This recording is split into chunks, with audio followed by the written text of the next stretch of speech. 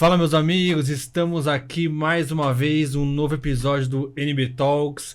Hoje, e como sempre, um convidado mais que especial, um cara que é nosso, acima de tudo, é nosso amigo, é uma pessoa que a gente tem muito carinho aqui e um baita profissional. Teremos um papo fantástico aqui. Então, antes de falar quem é ele, quero lembrar aqui, cumprimentar meu querido Zé Roberto, nosso CEO que está conosco. Tudo bom, Zé?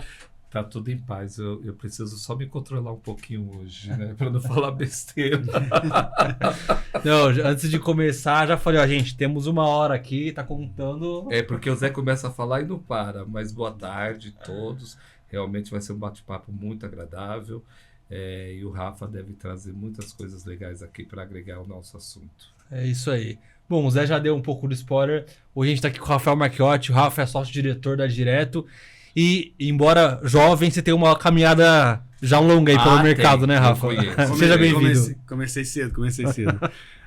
Obrigado, Vitor. Obrigado, Zé. Obrigado pelo convite. Obrigado você. Fico lisonjeado de poder estar aqui, participar, ser agraciado aí com ser convidado pela Neobasca para fazer parte desse seleto grupo que vocês trazem aqui para falar um pouquinho de mercado, um pouquinho de vida profissional. Acho que é muito legal poder falar e compartilhar isso. A gente está muito feliz, Rafa, de verdade mesmo. Sim. Né? A gente tem escolhido a dedos as pessoas. Né? A gente não quer abrir muito, né, o nosso podcast, a gente quer trazer qualidade, né? Levar qualidade para quem está nos ouvindo, quem está nos assistindo. Sim. Não, e embora a gente tenha chamado uma galera, mas tem gente que às vezes a gente não tem uma relação comercial, assim, uma relação mais próxima. Você é um dos caras que a gente tem uma relação que conhece, né? de mais tempo, então isso pra gente é muito legal. Né? Mas enfim, Rafa, tem bastante coisa pra gente conversar. Pra gente, antes da gente dar início, assim, eu quero perguntar pra você o seguinte. Como surgiu a ideia da Direto, né? A Direto, pra quem não sabe, e o Rafa vai explicar melhor, é uma importadora e uma distribuidora. Trabalho com marcas importadas, assim, várias marcas, né, ali no portfólio da Direto. E já tem alguns anos de mercado aí, né, Rafa? Conta um pouquinho pra gente como surgiu a ideia e qual é o conceito de House of Brands que vocês trazem aí pro mercado brasileiro. Perfeito, Vitor. É sempre uma oportunidade de falar um pouco da Direto, como surgiu.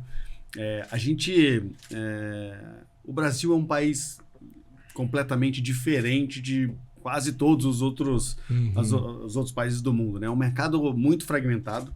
Você tem muitos varejistas, né? Uma quantidade de varejistas muito maior do que... Você pega o mercado norte-americano, por exemplo, você tem 3 grupos varejistas que representam quase 70% do mercado norte-americano. Então, se você está nesses 3 grupos varejistas, você está presente no mercado norte-americano. Né? Se você pegar os 3 maiores varejistas do Brasil, eles não chegam a 20% de market share no Brasil. Então, é um mercado muito pulverizado, né? Então, poucas indústrias internacionais sabem navegar bem no mercado brasileiro, do ponto de vista logístico, porque o país é muito grande, né? E do ponto de vista tributário, porque aqui a gente tem uma salada tributária, uma loucura tributária aqui, que é o Brasil. Então, muitas empresas têm essa dificuldade de chegar no mercado brasileiro. Então, a Direto se propõe a ser um facilitador, né? Existem grandes empresas de alimentos que já têm uma filial no Brasil e já entendem de Brasil. Mas os novos entrantes, né, novas indústrias que queiram entrar no Brasil, elas têm essa dificuldade de abraçar e abrir o mercado brasileiro e ter uma filial aqui. Então, a gente se propõe a fazer esse papel logístico, papel tributário, né, fazer isso aqui chegar com...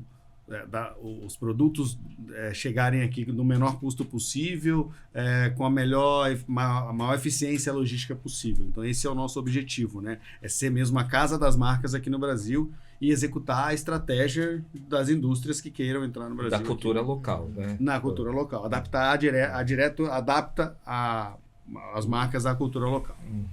Sim. Que é um baita desafio, né? Para além da questão tributária, né? Toda essa questão burocrática, vou chamar assim, essa questão de você entender o público local, de você trazer ali, vender, posicionar uma marca com o público local, é um grande desafio, né, Rafa? Super.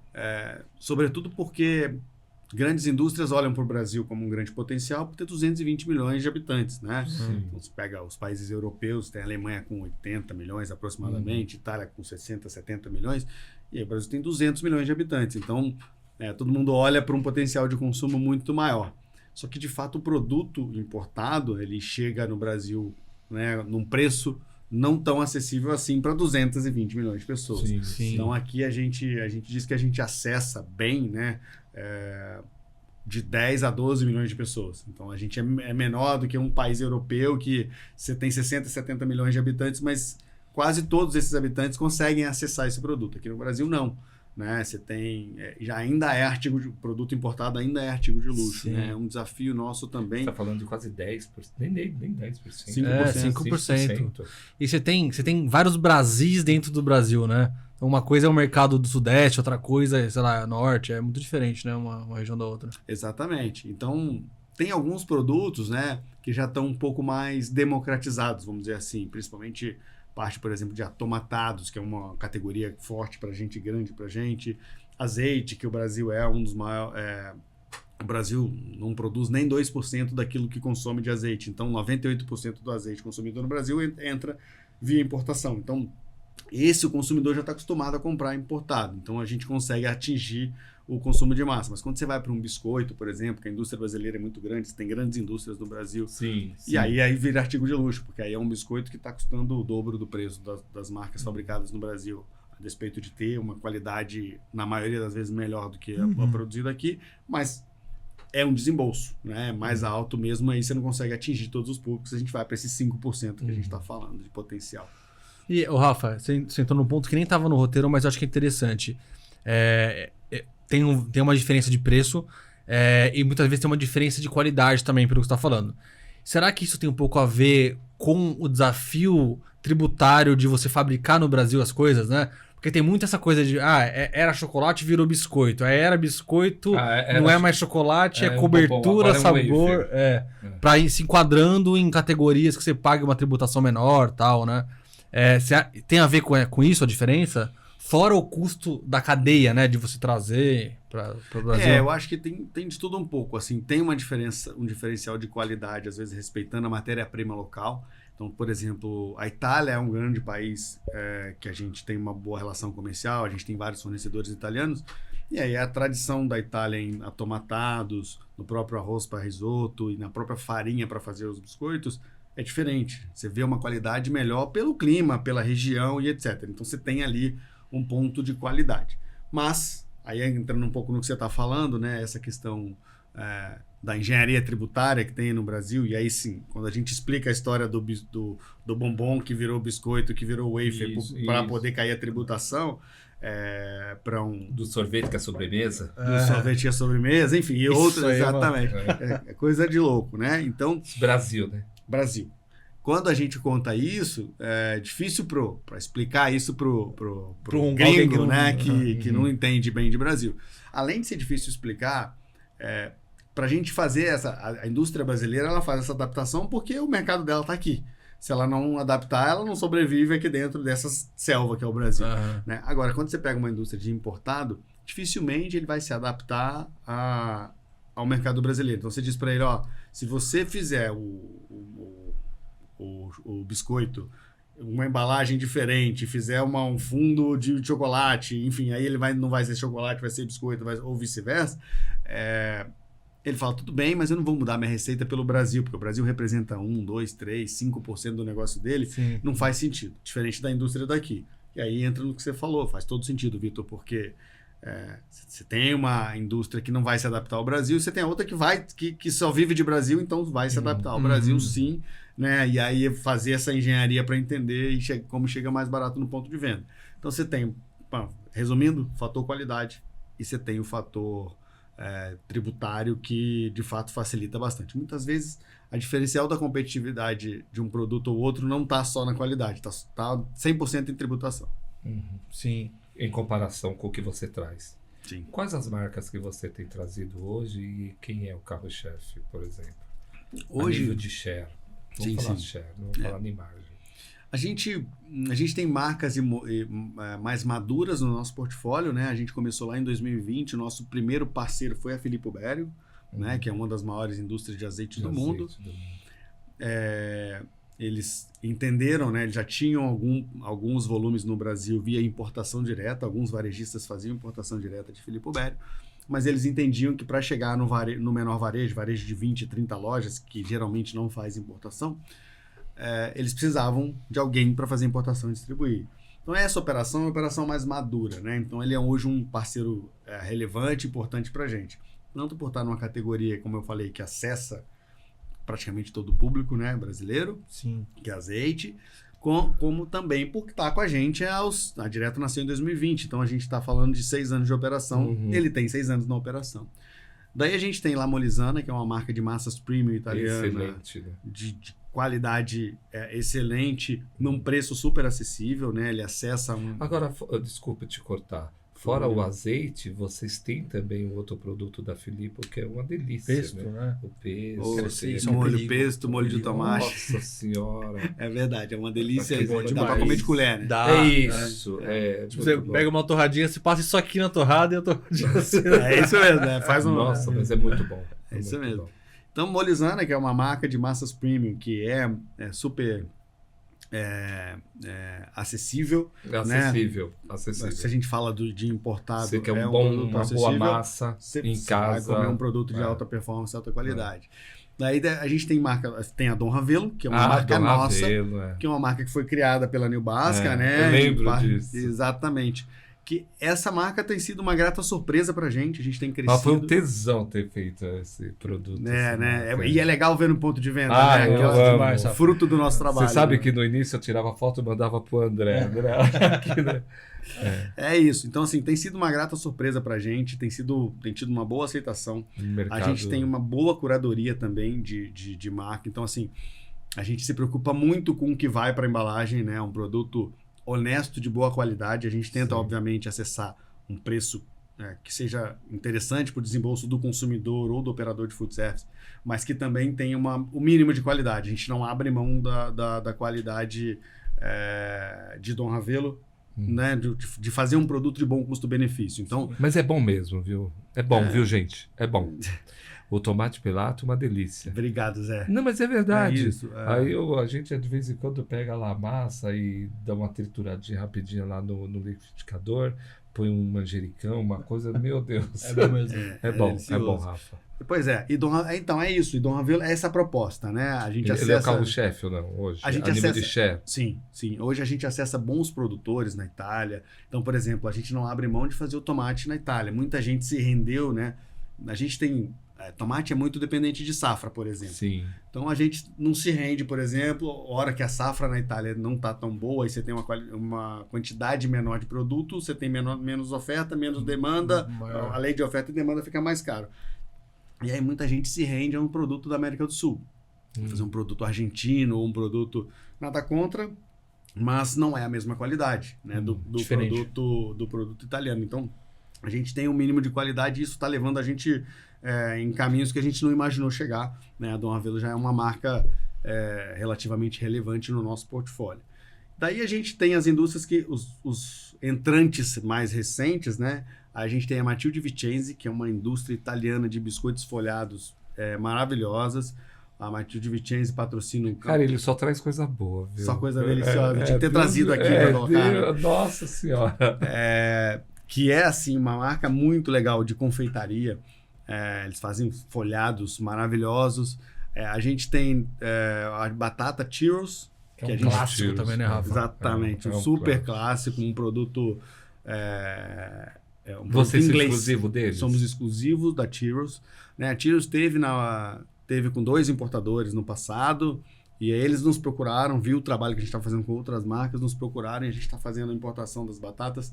Tem sido muito legal. Mas um desafio também, né? Eu acho que é difícil trazer produto para o Brasil já naturalmente, né? Já é burocrático, né? O Brasil não é simples. E Churros é um produto que tem 9 meses de shelf life. Então você tem quase 3 que você gasta com a importação natural, até chegar aqui, liberar e etc. Né? E o nosso varejo é muito exigente. Quando não tem greve, né? Pois é, quando não tem greve, não tem nenhuma percalço pelo caminho, a gente... Então, é um desafio, mas a gente está conseguindo performar bem com Churros. Daí a gente tem também a Mezengasse, que é uma marca de geleias.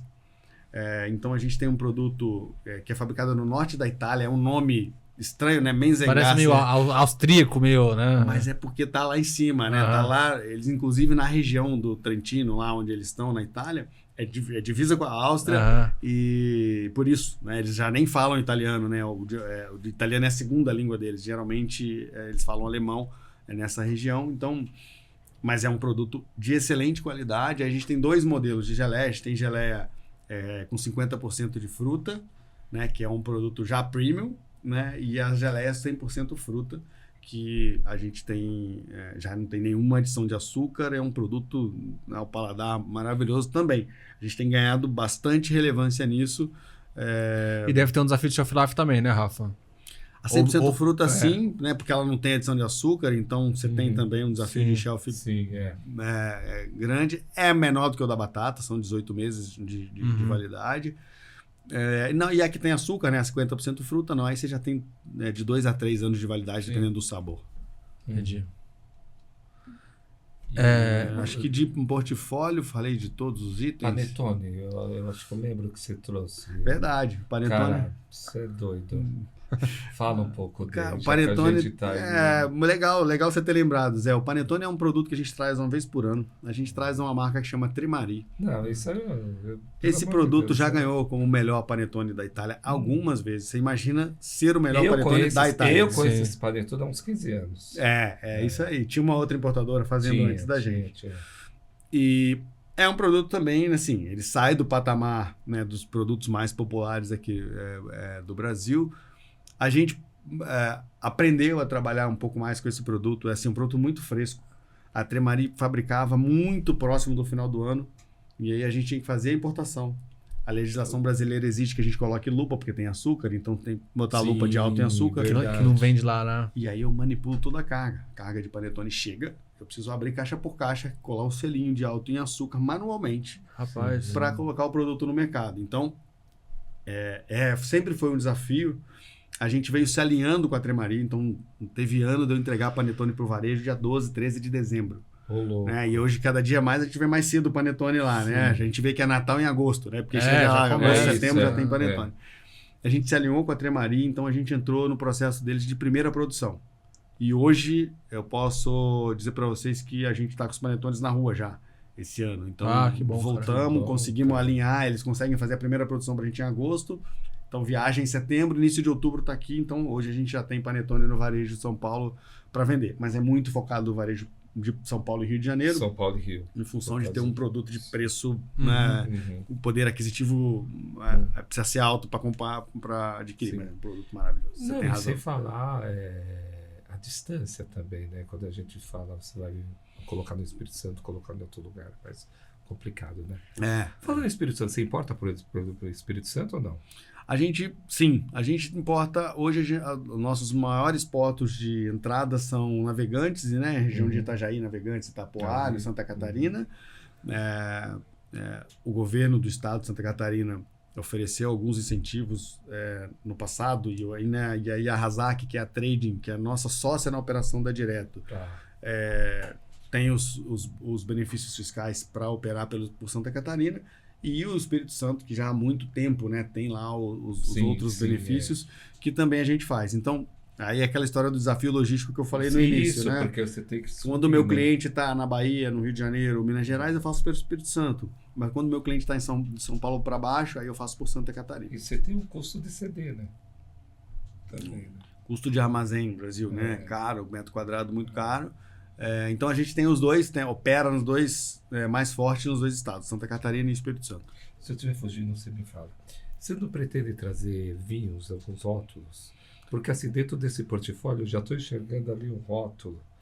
Eu vou parafrasear um ex-chefe meu, e ele falava muito uma coisa que... Ele falava assim, vinho é calça de veludo ou bunda de fora. Não dá para testar pequeno. Tudo que a gente começou na Direta, a gente começou testando, né? Então, por exemplo, o próprio molho pesto que você falou que é uma delícia, a Filippo Berio, o volume mínimo que a Filippo Berio exigia para fazer o rótulo na legislação brasileira, era um volume que eu não estava topando testar na época. Ele falou, então me manda no rótulo italiano e eu faço aqui um sticker e colo, né? Não fica mais tão esteticamente bonito na gôndola, mas eu não corria tanto risco. Exatamente. E ao longo do tempo eu ganhei volume e aí eu consegui fazer com que a Filippo Berio fizesse meu produto lá. Então, te respondendo, Zé, tem muitos importadores de vinho, né? Você tem grandes importadores de vinho no Temos. Brasil, né? Você tem Mistral, Casa Flora, a Lata La Pastina, Wine World, Sim, né? Que são os grandes importadores. Tem um mix de vinho muito grande, bons Os nossos produtores. nacionais muito bons também, melhoraram bastante. Muitos, exatamente. E aí, assim, não dá para... Esse mercado é um mercado que, ao meu ver, a gente não consegue testar. Para a gente conseguir fazer um volume de vinho, navegar nesse volume de vinho, eu tenho que já saber quem é meu produtor da França, quem vai ser meu italiano, quem vai ser meu espanhol, o argentino, o chileno, e começar de fato nesse negócio. Mas aí entra numa seara diferente. Você precisa de profissionais especializados para chegar no ponto de venda, né? Porque não adianta você ter o melhor produto, mas não contar para o sommelier do restaurante. Sim. Ou do... Você tem um fator de serviço agregado aí, né, nessa categoria. Exato. Diferente. Acho que é um projeto à parte. Mas você falou de vinho, vou te contar uma novidade que eu não sei se vocês sabiam. A gente olhou muito para algumas categorias e tem uma coisa que foi muito tendência no verão europeu durante 2 anos, que é o vermute. Ao contrário do que o brasileiro hoje consome vermute para drinks. Sim. Né? No Negroni, no americano. Sim. Também é utilizado, obviamente. Mas o vermute no verão europeu, nos 2 últimos anos, foi o protagonista, principalmente no sul da Espanha. Você vê que tem várias vermuterias, né? Eu tive em Málaga agora e eu tava vendo lá assim, você passa nos lugares e você tem numa praça 6, 8 vermuterias, as pessoas tomando vermute puro, gelo e laranja e vermute. Do mesmo jeito que o Aperol no Brasil, né, ficou e ganhou esse espaço que ele tem hoje, né? A gente está apostando bastante no vermute. Já tem um consumo no Brasil um pouco mais alto de vermute, não tanto quanto era o Aperol, né, na época que foi, mas a gente está apostando. Então a gente está trazendo um vermute do sul da Espanha, ele fica na região de Montilla Moriles, uma região muito pequenininha, né, na região do sul da Espanha. Ele é feito com a uva Jerez, uva Pedro Ximénez, que é a que faz o Jerez, que é muito tradicional na Espanha. E a gente está apostando, então, bastante no Pérez Barqueiro. A gente já está nos principais varejos, né? Hoje a gente está com o Pérez Barqueiro no Pão de Açúcar, no Casa Santa Luzia, e um parceiro nosso, que é a GRF. Você já está trazendo. Já estamos trazendo, já chegou. Conheço. E a GRF, que é uma grande distribuidora, né? Distribuidora de grandes marcas multinacionais de bebida, portfólio incrível. Portfólio incrível. A gente já está lá. Então, a GRF chega para a gente no ponto de dose, né? Na coquetelaria, porque é difícil fazer essa logística de entregar garrafas e menos volumes.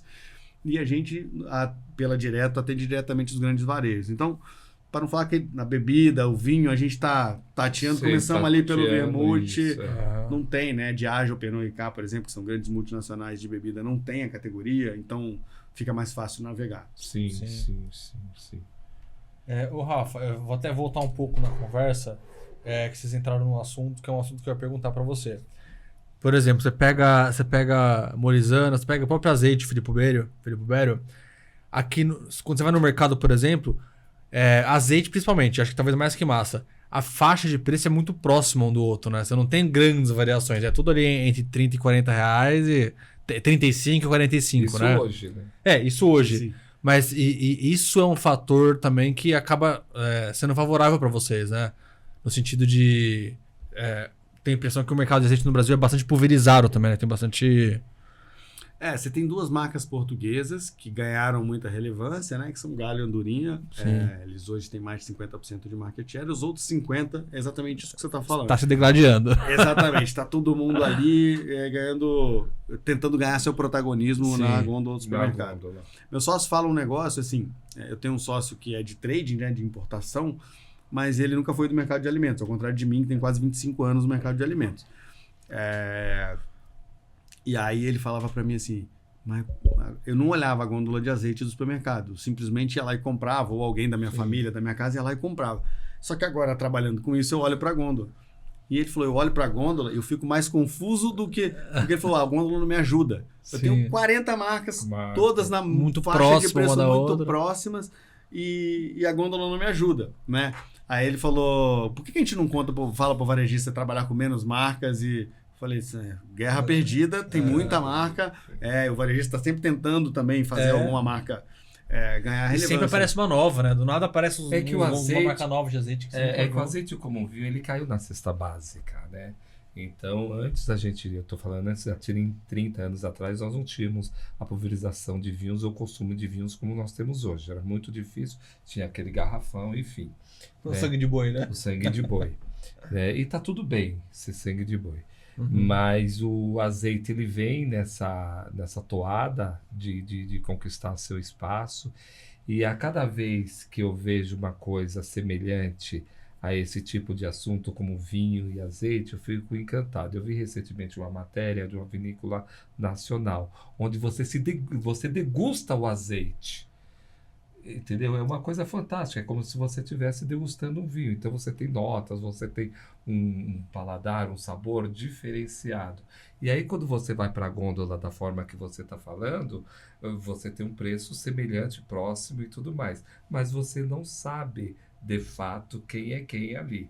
Né? Tá todo mundo disputando o mesmo espaço. Né? Tá, é exatamente isso. E aí a gente tem um desafio, né, que é de trazer conhecimento para o consumidor. Né? No passado, não muito distante, começaram a contar um pouco sobre a acidez de azeite para o consumidor. E a acidez de azeite, ela é imperceptível ao paladar humano. Então, tem gente que fala, provei aqui, parece menos ácido. Conversa o fiada. azeite para ser extra virgem, ele precisa ter até 0,8% de acidez. Se ele tem 0,2% ou 0,8% de acidez, você não consegue distinguir, é muito pouca diferença. Não é 1 para 7%, é 0,2 para 0,8%. É imperceptível ao paladar humano. Mas tem a questão do frescor do azeite, né? Então, quanto mais fresco o azeite é muito vivo, é um suco da azeitona, né? É uma coisa muito viva, ele não tem conservante, nada disso. O que conserva o azeite é a garrafa escura, para não passar a luz e calor. Basicamente é isso. Então, o azeite que foi melhor, mais bem tratado, digamos assim, né? Que não sofreu altas temperaturas, que não está muito exposto à luz, é um produto de melhor qualidade. Mas a gente tem o desafio de educar o consumidor e trazer ao consumidor esse conhecimento, né? As marcas contarem um pouco, você vai para a gôndola e vê o azeite que foi fabricado mais recente para você ver um produto mais fresco. Às vezes... É o mesmo trabalho que o vinho teve no passado. Exatamente. São coisas muito semelhantes o azeite e o vinho. É isso mesmo. Interessante. Ô Rafa, e assim, falando de mercado nacional, né? Qual que é a oportunidade que tem para direto, para empresas como direto, né? Qual que são os gargalos para importação e distribuição aqui no Brasil? São muitos. Se eu for contar todos para você, a gente passa do horário. Mas, brincadeiras à parte, podemos falar dos maiores, né? Assim, a importação e distribuição de alimentos no Brasil, alimentos e bebidas de uma forma geral, ainda é um desafio muito grande para o Brasil, né? O Brasil abriu o mercado para importação no passado, mas assim, você tem uma disparidade cambial muito grande, né? Então, difícil explicar para um produtor na Europa que ele vai exportar um produto para o Brasil a 3 euros, ele vai para a gôndola aqui a mais de 100 reais, né? É muito complicado isso acontecer. E também é muito, como eu falei, o Brasil é um país continental, você tem um desafio logístico muito grande, né? Então, fazer chegar no consumidor, vocês trabalham com bastante trade, marketing, né? A gente faz chegar no consumidor, mas assim, aí você faz uma mídia de alto impacto, você tem que ter distribuição. Você tem que ter distribuição. Porque senão depois o consumidor vai procurar o seu produto e ele não encontra. Ele leva do seu concorrente, você fez o trabalho. E a logística é muito diferente mesmo, é muito difícil de fazer, né? Então essa questão também é uma, e a outra é a questão tributária, né? A gente tem aí, para mim eu poderia falar esses três aí, né? A questão cambial, a questão logística e a questão tributária. São os três pontos nevrálgicos aí da gente, né? Então a gente tem que driblar encurtar esses caminhos de forma obviamente legal, né? A gente precisa fazer as coisas do jeito certo, mas também ter a forma mais efetiva de fazer isso. Deixa eu pegar o gancho aqui. Eu sei que você falou muito produtos da Europa e tudo mais. Você traz alguma coisa dos Estados Unidos devido a essa taxação, esse problemático que a gente sofreu, se vai taxar, se não vai taxar? Não, a gente hoje não se relaciona com o mercado norte-americano, não fizemos nenhuma importação ainda, mas a gente de alguma forma sente alguns reflexos do mercado norte-americano aqui. Porque para muitos produtores europeus, o mercado norte-americano é o maior mercado, né, de consumo. Sim. Né? E quando ele tem um impacto de consumo lá, ele precisa fazer o número dele e entregar o produto dele em outros lugares. Então, a gente sofreu bastante pressão para absorver alguns volumes por aqui, né? Só que o mercado norte-americano é um mercado que paga bem, né? E o Brasil é um mercado que paga mal no sentido de precisa ser mais barato, precisa ser mais acessível, precisa acessar o consumidor brasileiro. Então, é difícil essa equação também para a indústria de falar assim, eu vou vender mais azeite Filippo Berio no Brasil porque o mercado norte-americano não vai ser um mercado tão promissor para mim por conta dessa questão da taxação.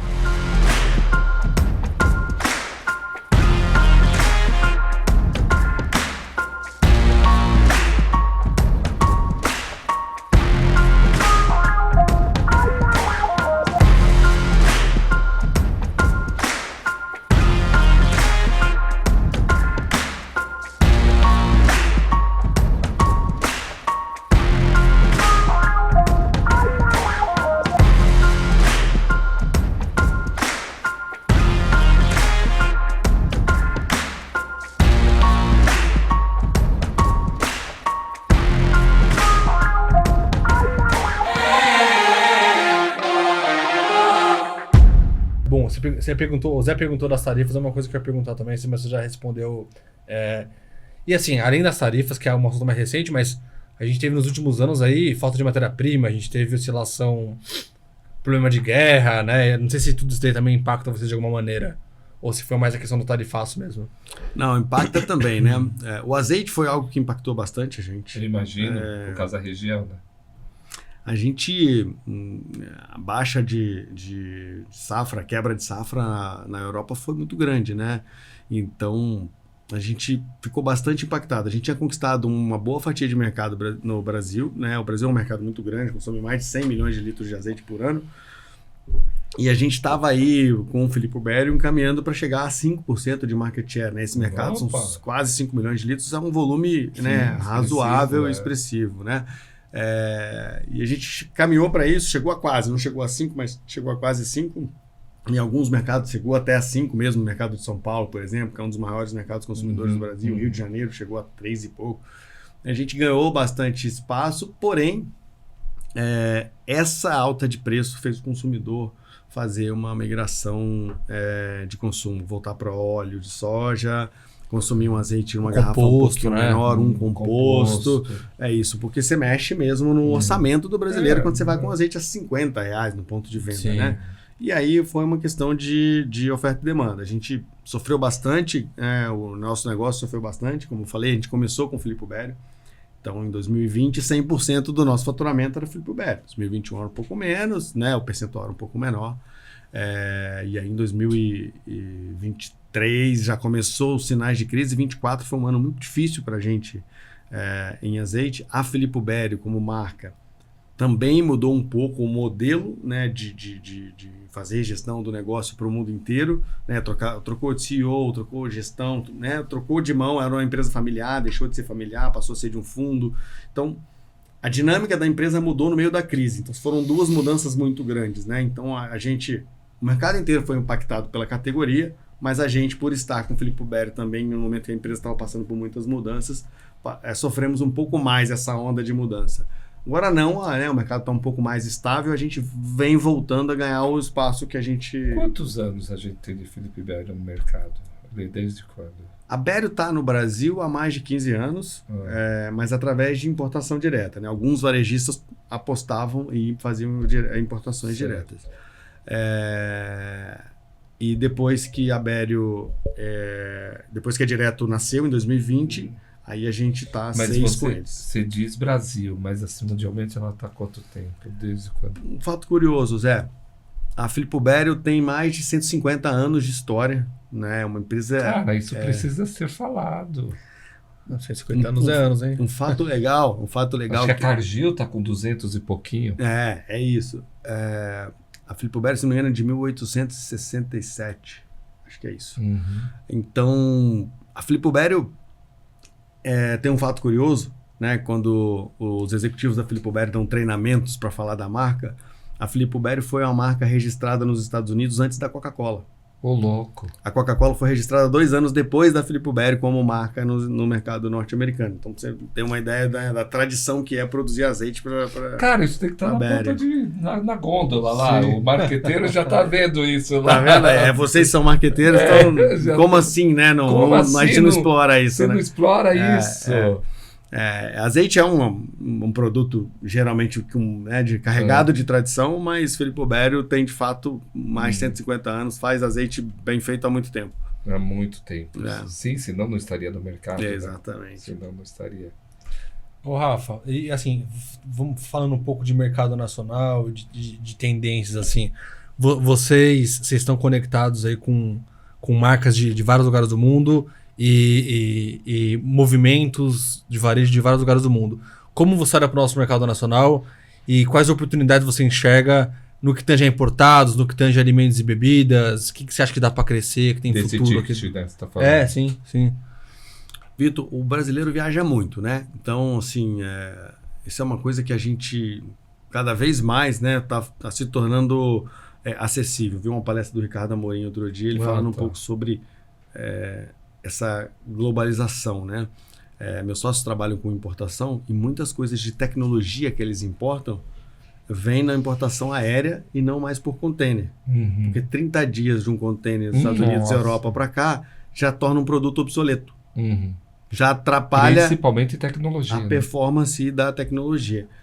Porque o brasileiro viaja, ele já viu uma coisa nova lá, quando chega aqui no Brasil, demorar 60 dias para chegar, 50 dias para chegar, já chegou, não é obsoleto, mas já não é tão novidade assim. Uhum. Né? Antigamente você tinha alguma coisa lançada nos Estados Unidos, aí no Brasil, 2 anos depois que aquilo ia aparecer. Isso. É muito diferente. Então, o brasileiro ele é muito ávido por novidade.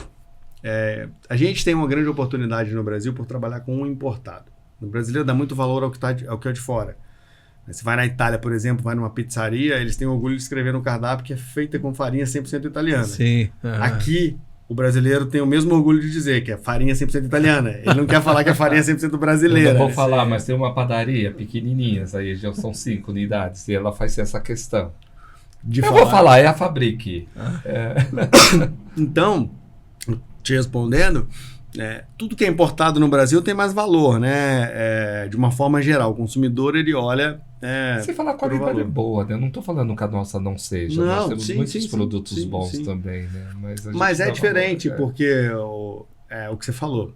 O Brasil é um super produtor de azeite, de bons azeites. Uhum. Mas quando o consumidor olha que é um produto nacional, ele fala, vou trabalhar com importado. E muitas vezes o nacional é muito melhor do que o importado em muitos casos. Outras vezes É uma questão quase sociocultural aí, né? Se você for ver, né? Mas, enfim. Exatamente. Aí a gente tem um desafio de democratizar, Vitor, porque para ganhar massa, você precisa democratizar. Dá para trazer produtos de altíssima qualidade, mas que vão chegar num preço muito mais caro aqui no mercado brasileiro. Então, e aí fica pouco acessível, aí você começa a acessar um público cada vez menor.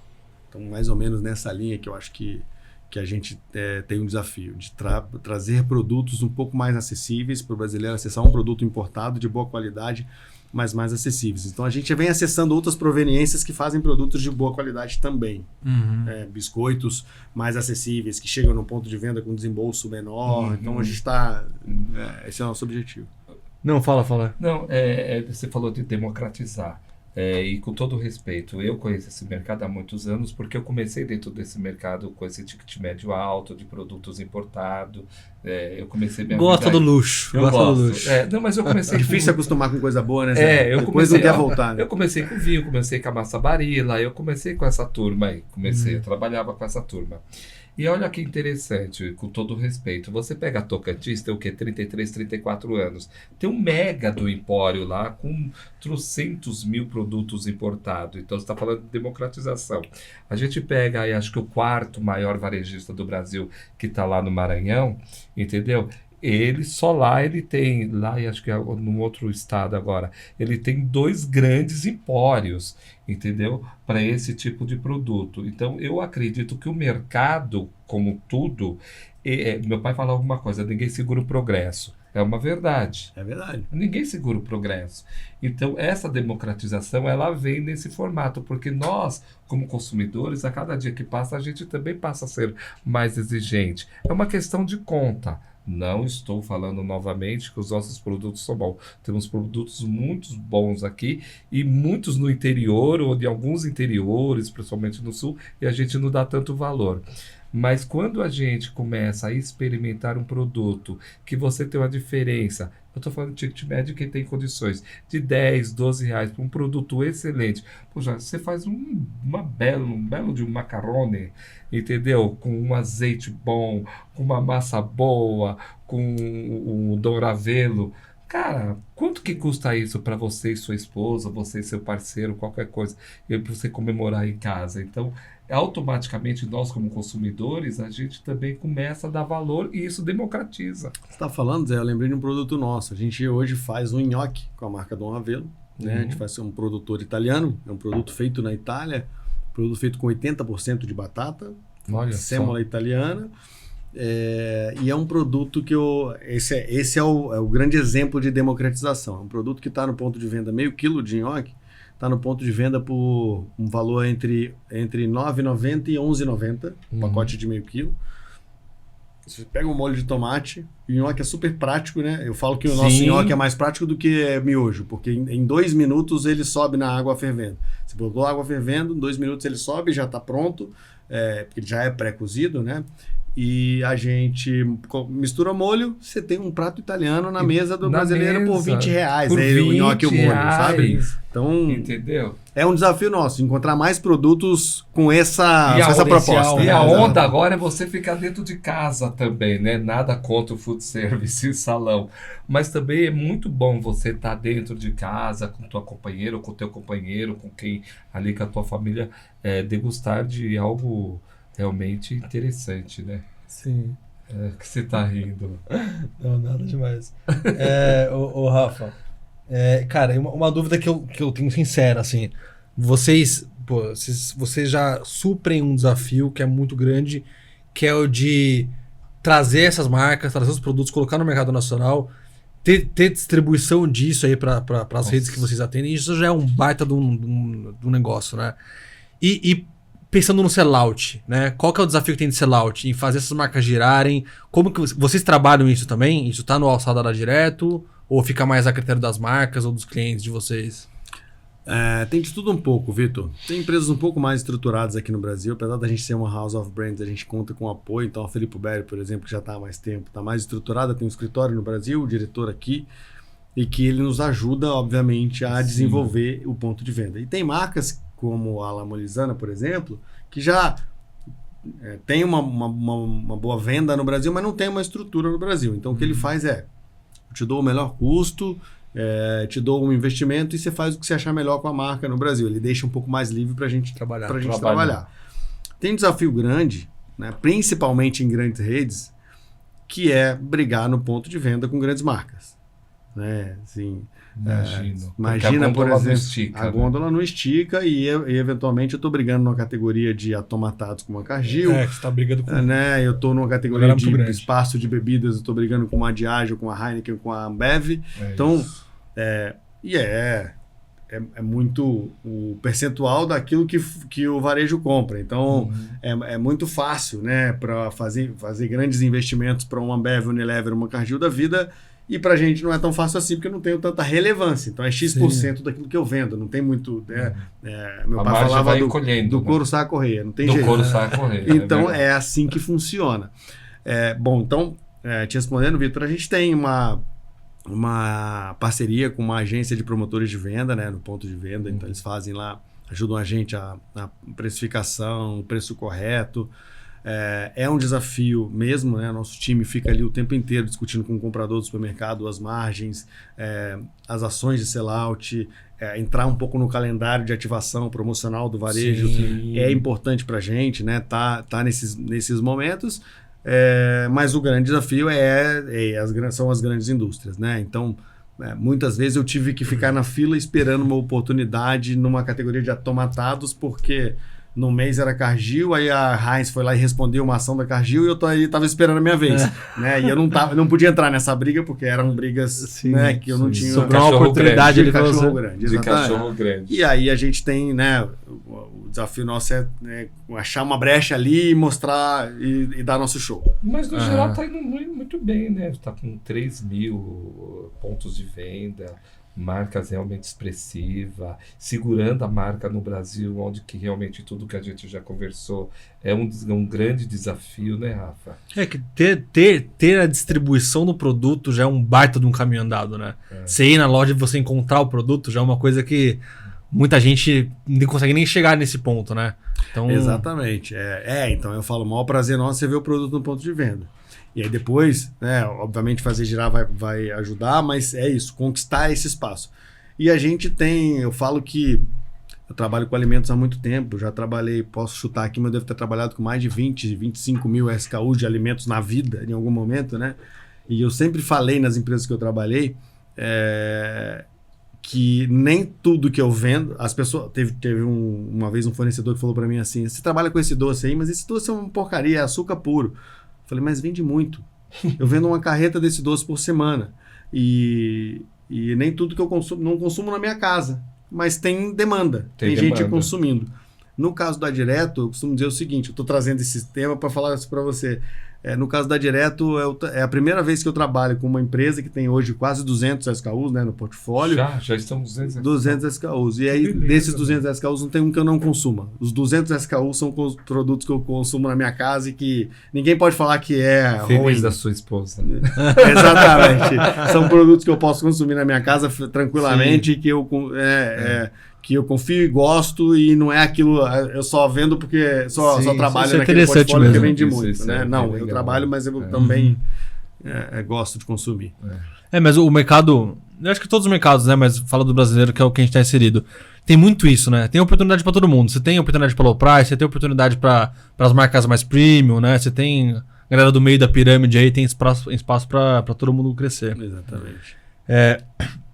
Rafa, e uma dúvida que eu ia te perguntar antes, eu acho que talvez caiba aqui.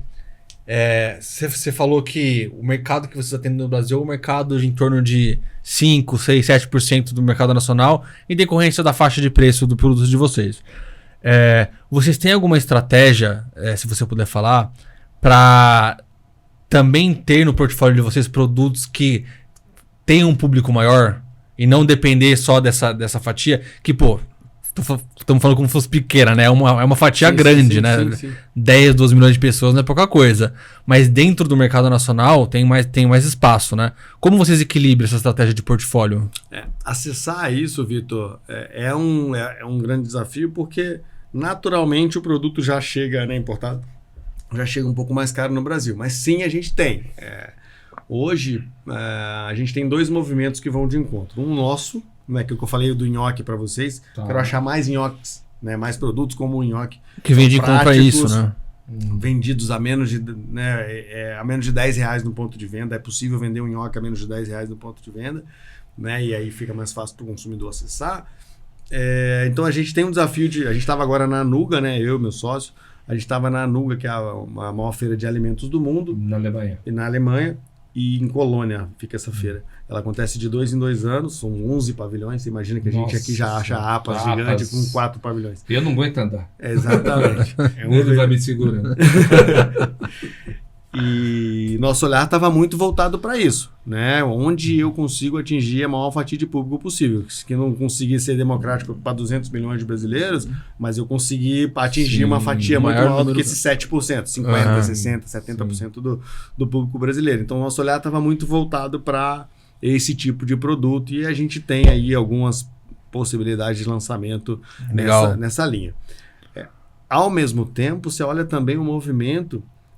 Foi-se o tempo que o atacarejo só trabalhava com produto barato. Esquece. Né? O atacarejo hoje você vai lá, você já encontra bons produtos. Cara, você vai encontrar um produto mega especializado, mas vai encontrar um bom produto importado ali. Sim. Inclusive as marcas de vocês. Sim. Várias delas você encontra. Sim. Você mudou, né? Quantas vezes eu mando o meu catálogo de produto, né? Inclusive feito com vocês aí todos os anos. Com o Andrezito. Com o Andrezito. Quando eu mando o meu catálogo de produtos para um atacarejo, por exemplo, um comprador de atacarejo, fala assim, não, isso não é para mim não, isso é só importado. Eu falo, não, pera. Aí eu vou e puxo o meu nhoque. Né? É o primeiro produto que eu falo, mas como assim? Aí ele olha e fala, não, mas é muito bonitinho, isso aqui é um nhoque italiano, quanto vai custar?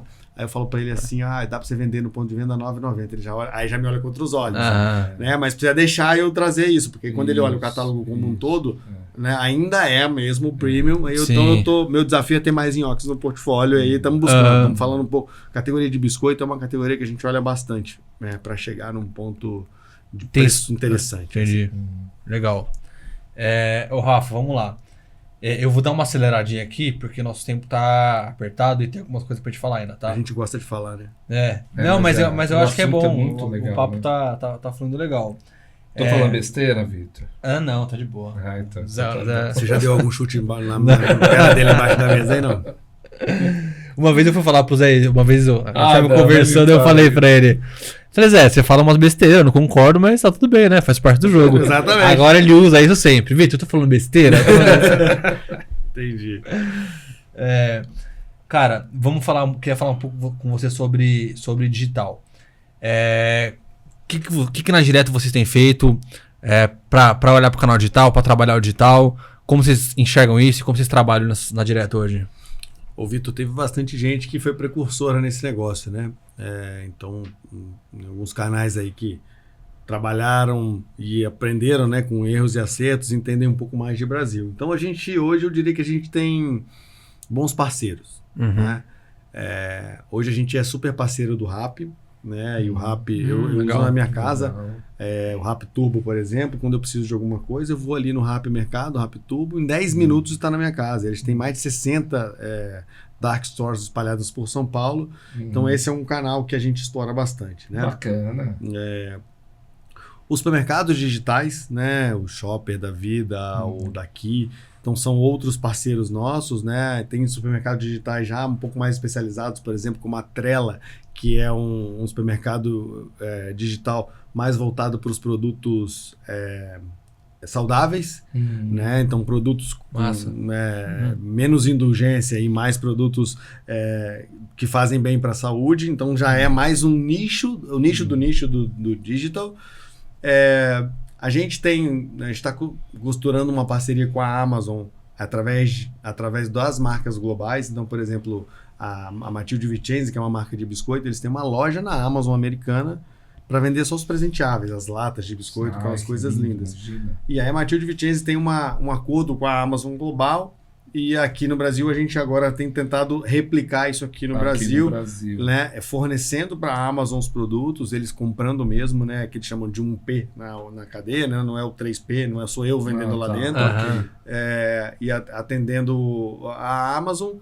A gente fez um pequeno ensaio agora, comentei um pouco com vocês antes, né? Mas no Mercado Livre, de ter nossa própria loja, mas a gente não é o nosso DNA. Nosso DNA é importar e distribuir, né? Então, a gente fez um pequeno ensaio, é muito tímido o nosso negócio lá. Tem gente que faz isso muito melhor que a gente. Tem gente que vive só do Mercado Livre, né? De operar ali dentro. Então, a gente tem alguns parceiros ali que operam dentro do Mercado Livre melhor do que a gente operando sozinho. Né? Então a gente tem que reconhecer aquilo que a gente é bom, o que a gente não é, a gente faz. Esse é o caminho.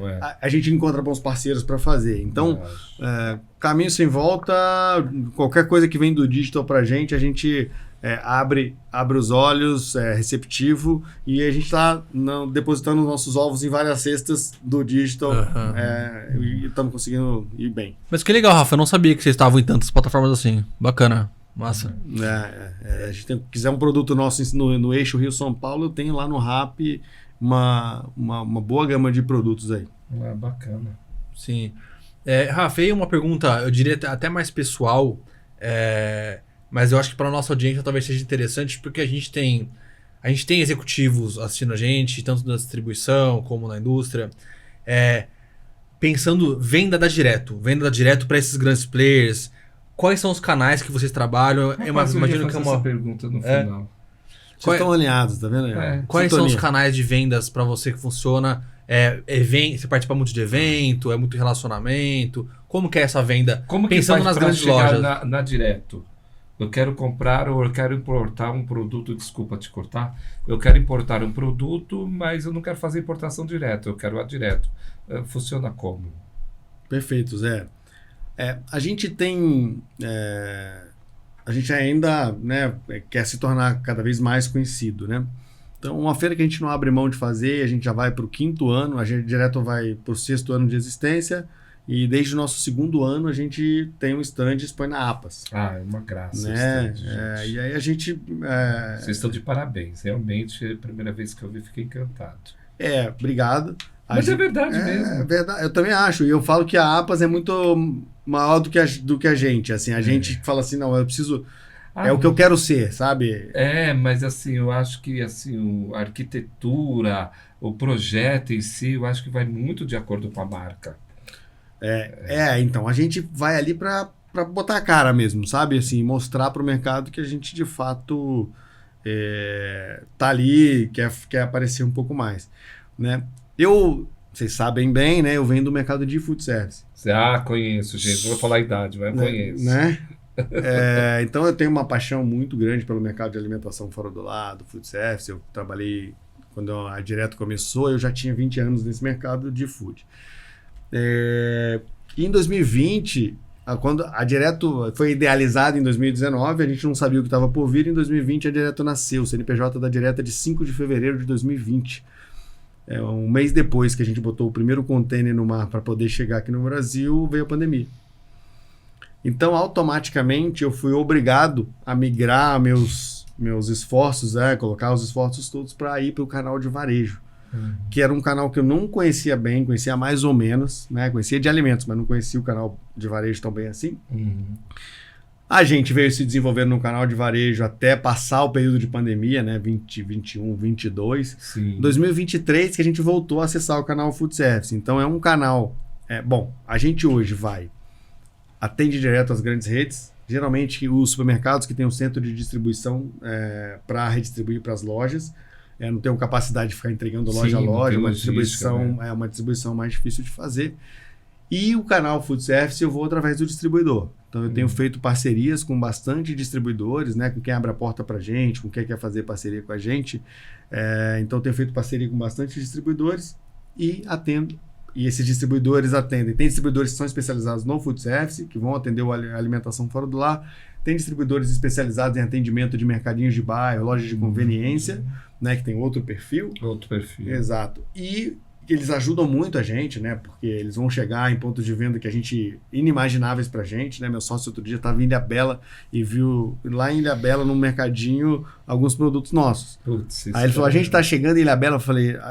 provavelmente sim, mas não é direto atendendo diretamente, mas através de um parceiro. Então, esse é um modelo nosso de ida ao mercado. Mas a gente ainda precisa ser mais conhecido. Então, vamos adiante, a APAS de novo no ano que vem, botar a cara lá na APAS, para poder tentar se tornar cada vez mais conhecido e acessar mais pontos de venda aí no Brasil.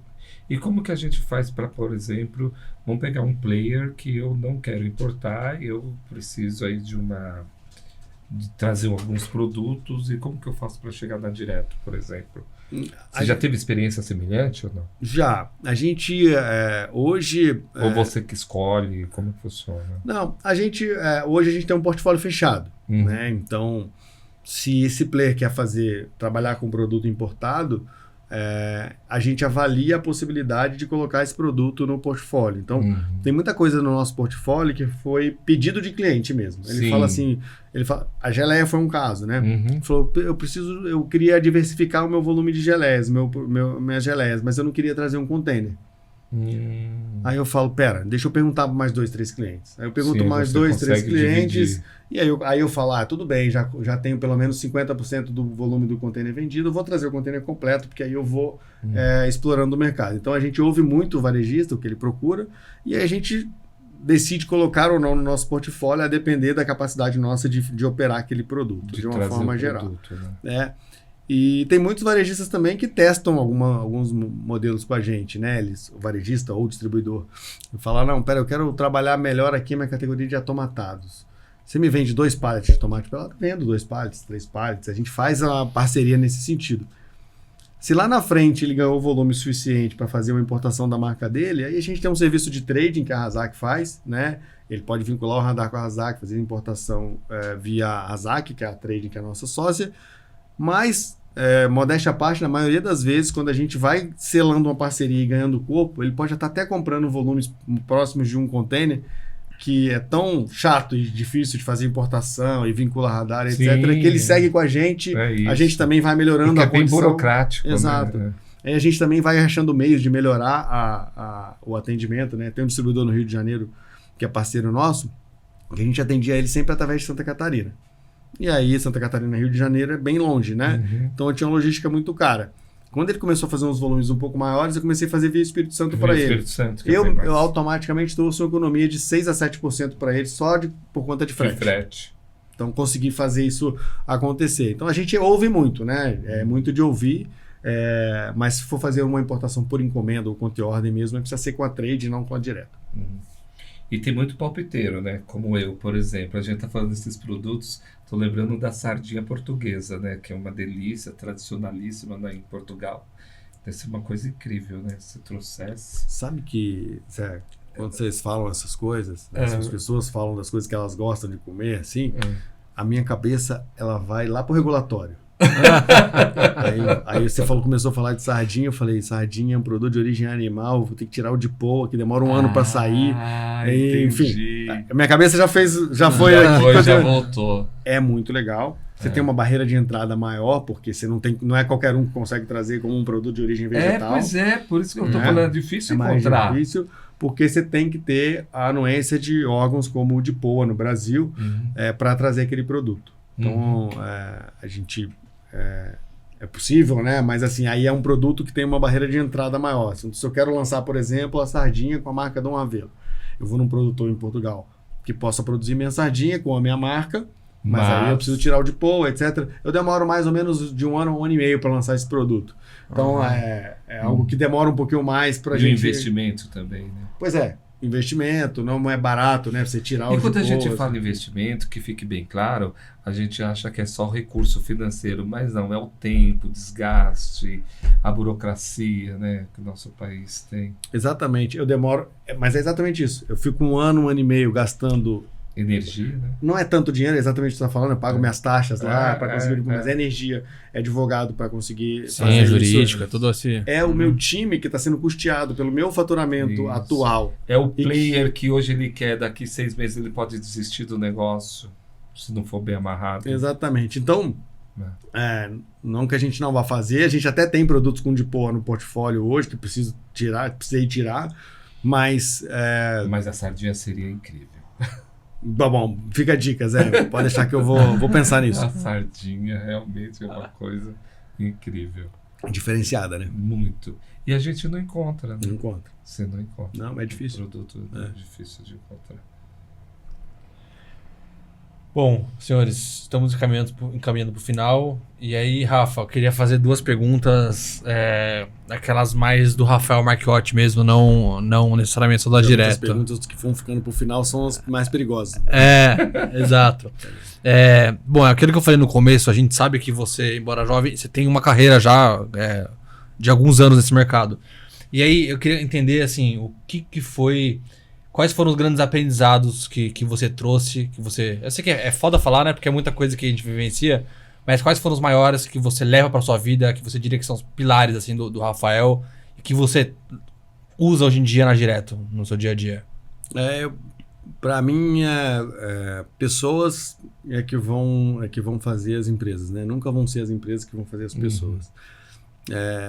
A gente tem a Direto hoje opera, né, no mesmo escritório da Razak, que é a trading, que faz importação das mais... De helicóptero, lindo escritório, de aeronave, etc e tal. Exatamente. É lindo. Eu falo que aquele escritório, eu não posso nem levar cliente, porque se eu levar cliente, ele acha que a gente está ganhando muito dinheiro.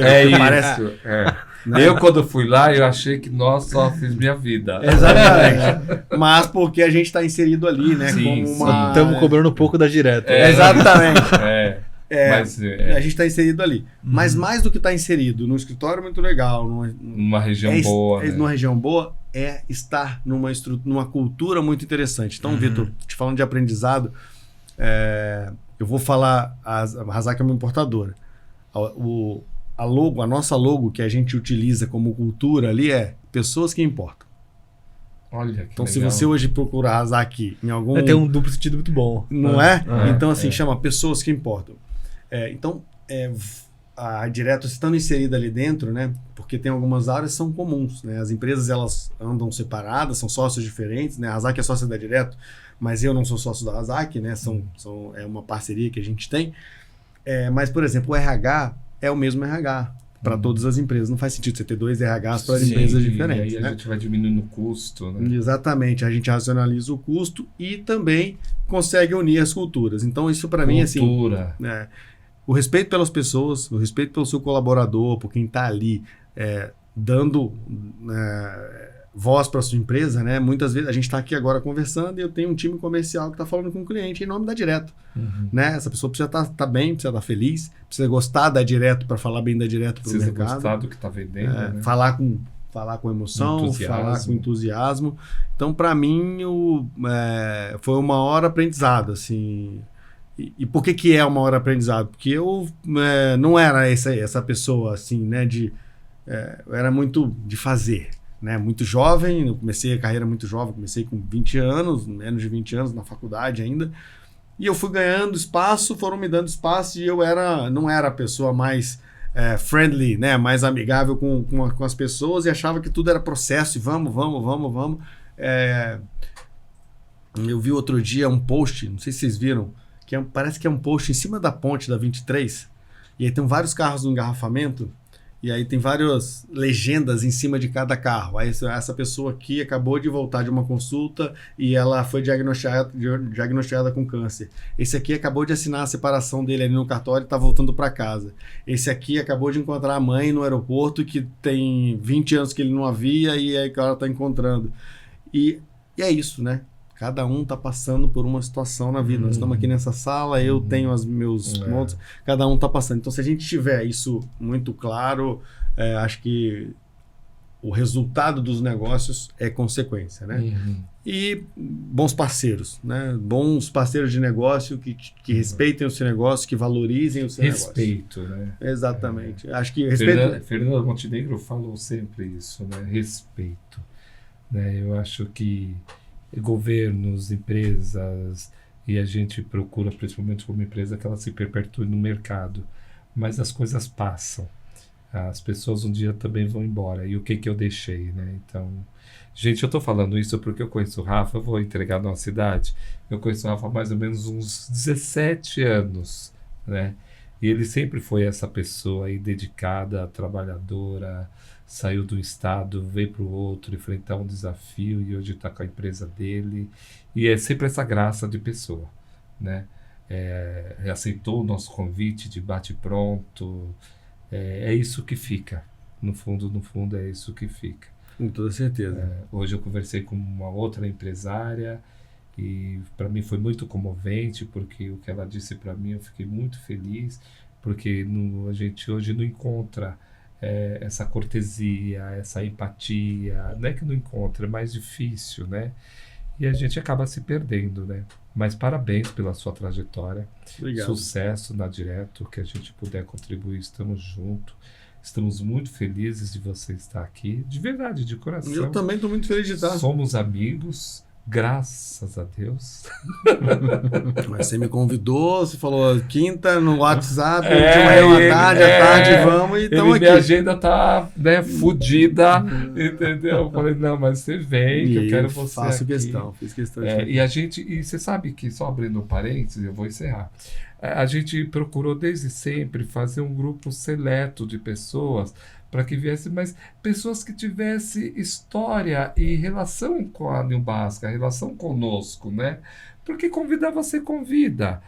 O que o cara faz, deixou de fazer, tem isso, tem aquilo, mas não é o nosso DNA, né? Você falou pessoas. É isso. A gente gosta de pessoas, a gente, né? Às vezes sai fora do eixo como pessoas e volta para o eixo como pessoas. Sou eu. Não, mas agora eu tô mais no eixo do que Tá mais no eixo, Vitor? O Vitor tá aqui, não deixa eu mentir. Não, eu tô bonzinho. Tô uma graça. Eu não queria home office, mas aí eles decidirem quem sou eu para decidir mais alguma coisa.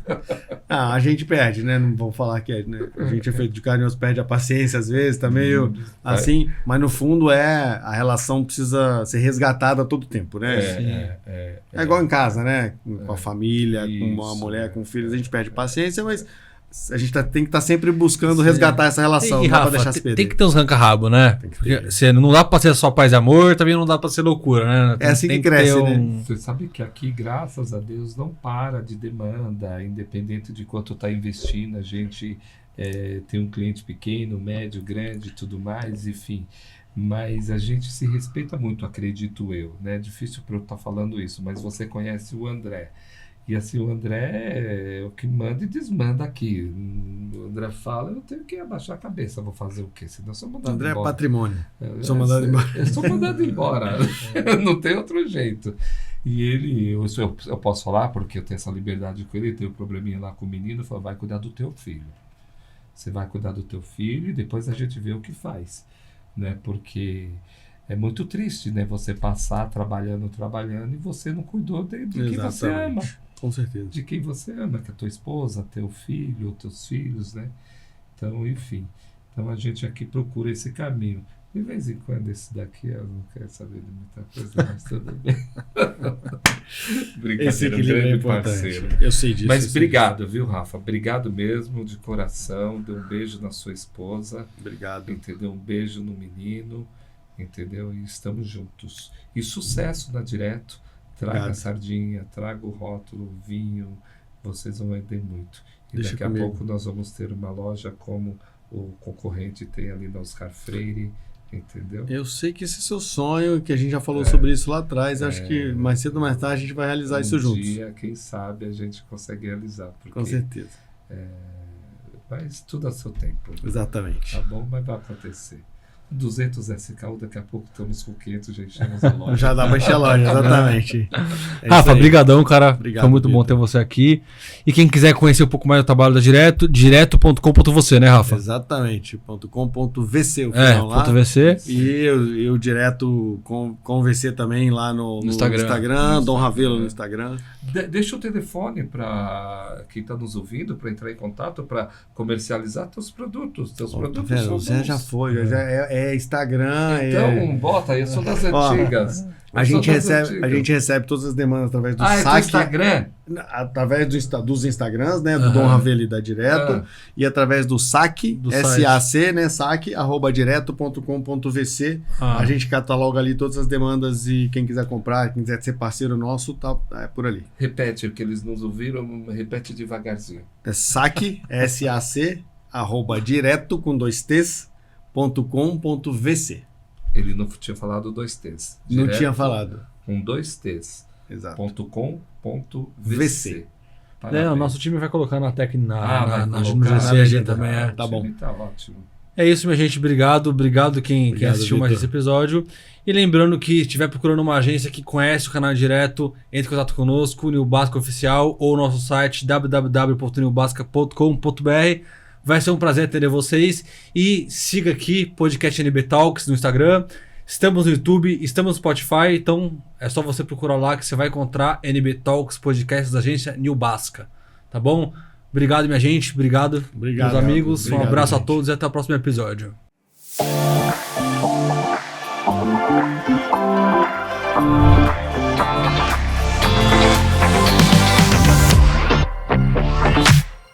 No mundo da criação audiovisual, a qualidade é essencial. Por isso, conheça o Estúdio NB, onde as suas ideias ganham vida com profissionalismo e qualidade. Seja para lives, videoclipes, podcasts ou campanhas publicitárias, nossa equipe transforma seus projetos em realidade. Entre em contato conosco hoje mesmo e faça o seu projeto brilhar.